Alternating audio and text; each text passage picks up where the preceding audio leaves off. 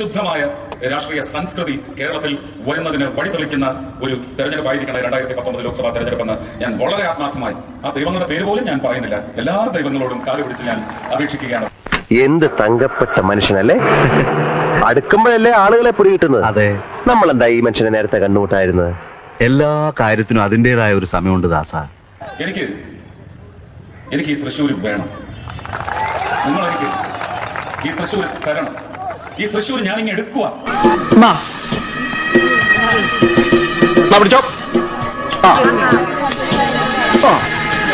ഉറപ്പായിട്ടും എന്നും ജീവിതാവസാനം വരെയും എനിക്കൊരു തീർത്തും ഒരു രാഷ്ട്രീയക്കാരൻ ഒരു കാലത്തും ആവാൻ പറ്റില്ല എന്ന് എന്റെ പാർട്ടിക്കാർക്ക് തന്നെ അറിയാം. ഞാൻ അങ്ങനെ തന്നെയായിരിക്കും. എനിക്ക് ഈ മനുഷ്യനായി തുടരണം. ആ മനുഷ്യനായി ഈ പാതയിൽ തന്നെ തുടരും. ഞാൻ നിങ്ങളുടെ ആ പഴയ മനുഷ്യൻ തന്നെ ആയിരിക്കും.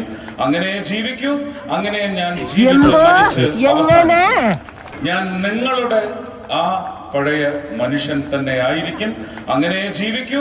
അങ്ങനെ ഞാൻ ജീവിച്ച് മരിച്ച് അവസാനിക്കൂ. എന്തോ നല്ല സ്വഭാവമാണെന്നറിയോ? പഞ്ച് പാവജി. ഏതാ സൗകര്യമല്ല പറയാൻ. നിങ്ങൾ ആരാണ്? നിങ്ങൾ ആരോടാ ചോദിക്കുന്നത്? വളരെ സൂക്ഷിച്ച് സംസാരിക്കണം.